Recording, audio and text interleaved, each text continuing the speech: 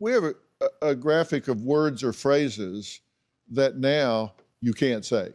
Mom and dad, I see why that would be up there. Okay, why would mom and dad be up there? I have a daughter with another woman, and when it's being taught in school that, that's just the norm, that it's just mom and dad, it kind of offends us because we are lesbians, and it makes us feel like we're not important enough to be called mom and mom or parents.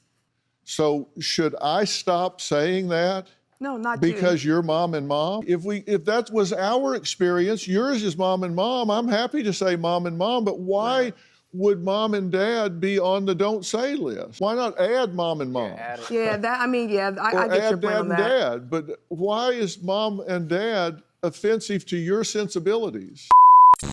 And welcome to Mika Reaction Reviews, where we react and review to things on the internet. Yes, another no-face video. The on-camera videos will be returning, I promise, shortly. In the meantime, we're gonna react to this crazy video from Dr. Phil, where apparently there's a long list of innocent, non-conspicuous, sort of everyday words that apparently we're not allowed to say because it hurts someone's feelings. I'm glad Dr. Phil said what he said, because I literally was going to say that. Like, why my lived experience or why other people's lived experience affects you, and why is our lived experience now invalid because your feelings will be hurt. If there are two mothers raising the children, then apparently that's mom and mom. Why can't we just say mom and mom? Why is now mom and dad offensive when that is generally, commonly, most people experience, not even just in America, not even just in the West, but around the world on this planet. When people say that, it's usually the normal sort of family structure when there's two parents in the home. That is usually the normal structure. That shouldn't be offensive to you because that is a fact. Normal means generally. That's usually generally what's happening on this planet when there are two parent structures, is usually a man and a woman, mom and dad. If someone is born with a 11th finger, and now we're not allowed to say people are born with 10 fingers and 10 toes because there happens to be a outlier community that has 11 fingers. Now we're not allowed to say that but it is the norm. So the fact that you are so emotionally weak and fragile that other people's lived experience now has to be diluted, and we're not allowed to say mom and dad because it hurts your feelings, should be more of a concern to you and your mental health than the word being offensive itself. You know what I mean? But anyway, let's continue with this video. I mean, to be honest, because it's being taught to my daughter and she doesn't have a father figure. She sees two mothers. And so every time she reads something that says dad in there, you can see a little bit in her eyes. It's like, well, what's going on over there? Why don't I have a dad? So it's a sensibility issue on the child's part as well. So I'm looking out for my daughter in that sense. Okay, so your job as a parent, when you decided to have children and take on that responsibility of parenting your child, instead of letting society do so, your job as a parent to say, hey, honey, this doesn't have to hurt your feelings. This doesn't have to get to you. And you know what? I kind of think it doesn't, because like parents always try to project what they're feeling onto their kids, especially mothers. No offense, ladies, but it is especially mothers who does this sort of projection thing. Also, a lot of times kids feel what their parents are feeling. So if I know that this hurts my mother, then I'm now going to be hurt because this hurts my mom. A lot of times kids play off of the emotional reactions of their parents, but even if it was hurting your daughter's feelings, what you should have done is pull her to the side and go, oh, no, it's fine. There are other kids who have two parents, two same-sex parents, dad, mom, and some people, unfortunately, only have one parent, just a mom and just a dad. But this is a lot of people's lived experience. It doesn't have to hurt your feelings. Instead of teaching your child how to, even verbalize what she's feeling intelligently so, or not allow things like this to break her fragile ego. Instead of teaching your child some tenacity, you're buying into this. Well, isn't that a conversation that you should be having with your daughter anyway? Oh, so that she doesn't take offense to terms like this? We definitely have had that conversation, but in the same sense, there is an accountability for the school as well. I feel like when they're putting that inside of our homework and stuff like that, it's making the kid feel a certain type of way. Help me out here. It is the heterosexism of it all. Mom and dad are not canceled phrases. I can assure you, in schools all across the United States, school leaders are sending memos and teachers are sending memos home with their children about mom and dad.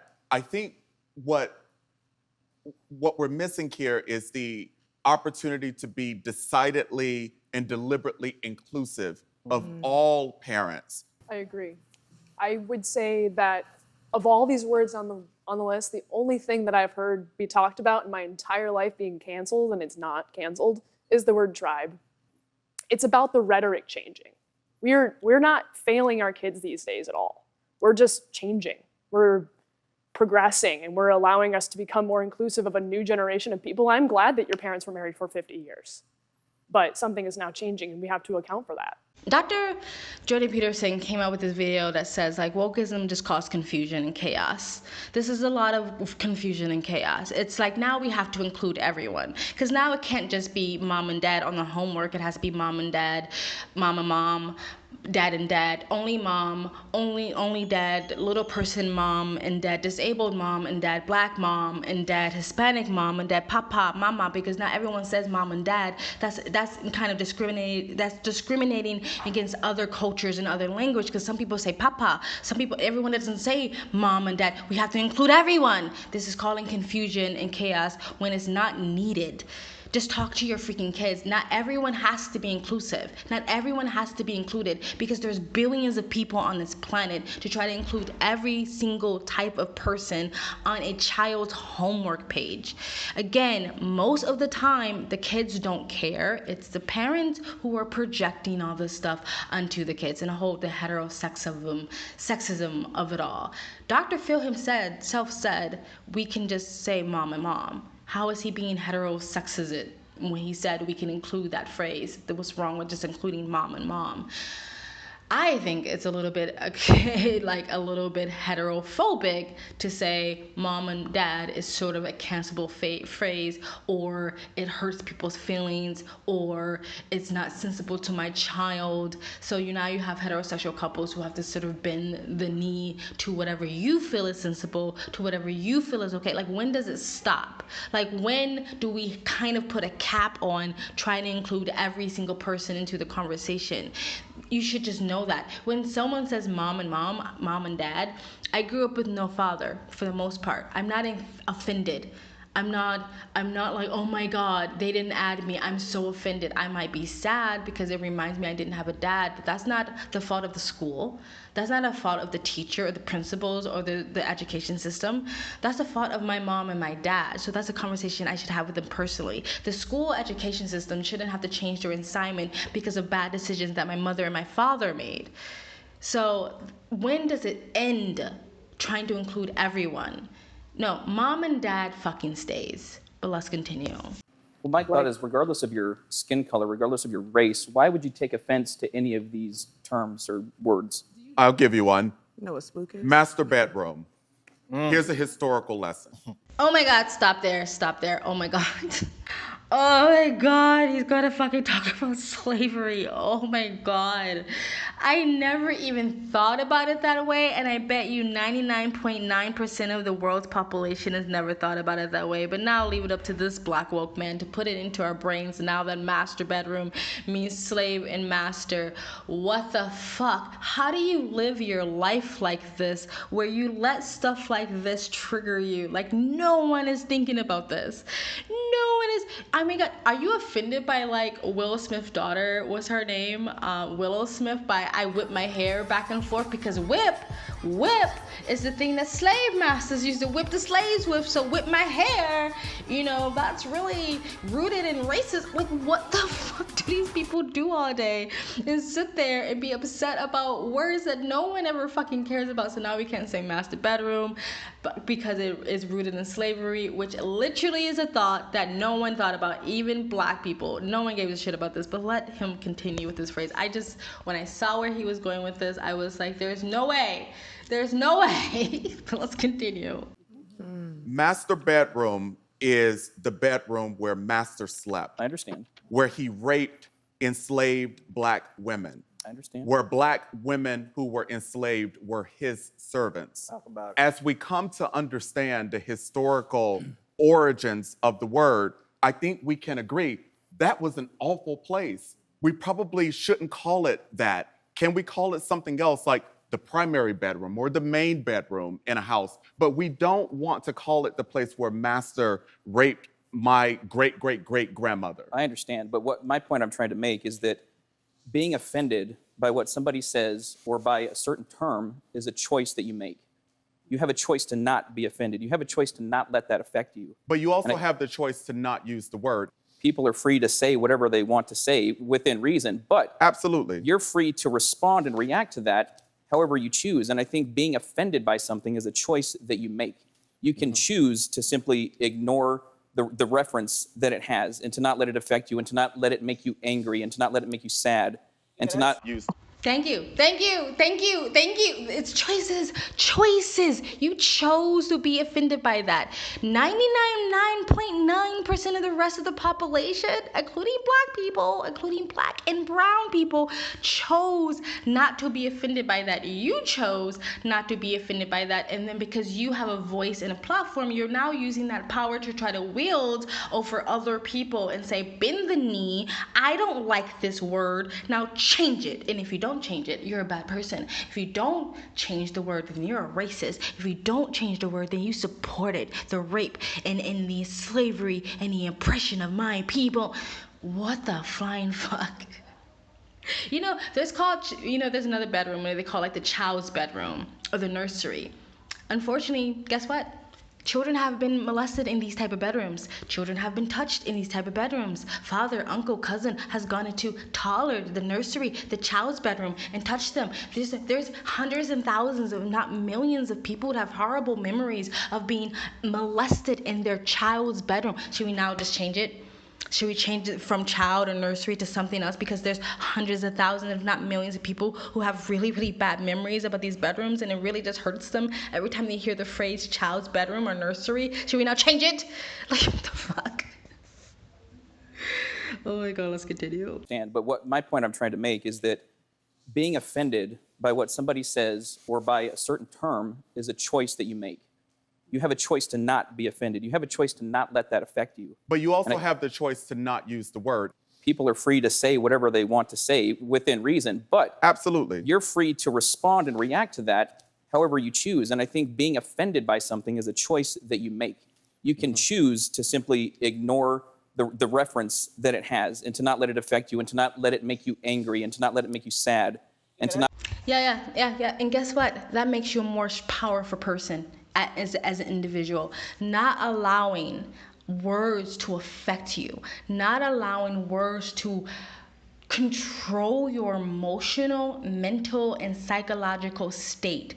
That makes you a more stronger person. When you allow words and even other people's words to affect you, you're saying, here is my power. Take my power. Take my self-control. Here you go. I want to be powerless. Most likely because I like to feel like the victim. I like to play the victim. This feels comfortable. This feels comfortable to me to be the victim. So I'm going to give you my power away. It is a choice. What the whole philosophical quote is not, bad decisions or bad things happening or bad situation. Is the way you react to the situation or the action or the words, right? Now, maybe that's a little bit blanketed, but still, you have a choice to go. Like most people on the planet, to go, I don't actually care what that's rooted in. I don't even know if that's actually what it's rooted in. I have to look that up if he just made that shit up, that it's master means, the master who shall whip the slaves, or if it just means the master of your domain, the master of the house, the head of the household, the master bedroom, the biggest, best, better bedroom of the house, whatever. I don't even know if that's really what it's rooted in, or if someone just decided that could be what it's rooted in and, attached the two. But anyway, you have a choice to be offended by that. And again, instead of teaching the young generation to be more strong-minded and not allow words to hurt you and control you, you're teaching them to cry, crumble, and be fragile to every little word, every little action, every little thing that you don't like that offends you. That's not a society that you really you should want to live in or want your children to grow up in, you know? Being empathetic and being kind and being understanding is not the same thing as being fragile and being hypersensitive to everything. True and easy. I mean, we had to deal with it most of our lives, and our grandparents getting called the N-word all the time. We had to finally be able to choose not to let it affect us, but it's hard. Do you have a story or a question for No, he's wrong. Your great-grandparents had to deal with it your whole lives. Your ancestors had to deal with it your whole lives. And you, in a privileged generation, decided to take on that yourself because you want to be a victim. I didn't have to deal with that my whole life. Have I been called the N-word? I think like twice in my whole entire life. 2 times. 2 times. It is literally a tiny bit of tiny itsy-bitsy fraction of my life. It is not my whole life. And I very, very rarely even had to deal with racism itself. So no, you didn't. Your great-grandparents did, your ancestors did, and now you want to appropriate their pain and their struggle because you have this stupid woke freaking platform that you're trying to push this idea that we still somehow live in the 1960s. Stop letting words offend you. A lot of those words on that scream was innocent. This should not be canceled. People should be able to say what they want to say. And what's going to happen, because people don't like to be parented, especially by people that are not their parents. So what's going to happen if people are just going to rebel and become more offensive for the sake of just being offensive? Let people say the words they want to say, and you can choose to be offended by them or not. Anyway, guys, that's it. Let me know what you guys think of this comment section below. Please like, comment, and subscribe. Hit the bell to get notifications when I do upload. All of that really does help with the algorithm, guys. I've never actually did like an actual reaction, like a no-face actual reaction. Let me know what you guys think of this format. Again, the on-camera videos will be returning like in a week or so, I promise. But anywho, if you'd like to support the channel further, you can donate. My PayPal link is in the description box below and also in the comments section. Of course, it helps, but you don't have to. You can just like, comment, and subscribe. Another great way to support this channel is either join my brand new membership program, different levels, different tiers, different perks, or you can visit my brand new merch shop. Links down below, and links to all of the internet platforms I'm on, including my Rumble, my Minds.com, my Odyssey, my Twitter, and all the other links to all the other YouTube channels I have on this platform is in the description box below, in the comment section, in the community section, and also in the about page of this channel. And if you like, you can super thanks. I also have a second travel vlog channel. I travel as a lifestyle. I live abroad. If you'd like to know where I am in the world, you can go to the description box below and also in the comment section. Hit the link, go subscribe to my travel vlog channel, and there follow me on my travel Instagram. My stories is usually what's most up to date. And you guys have an amazing day.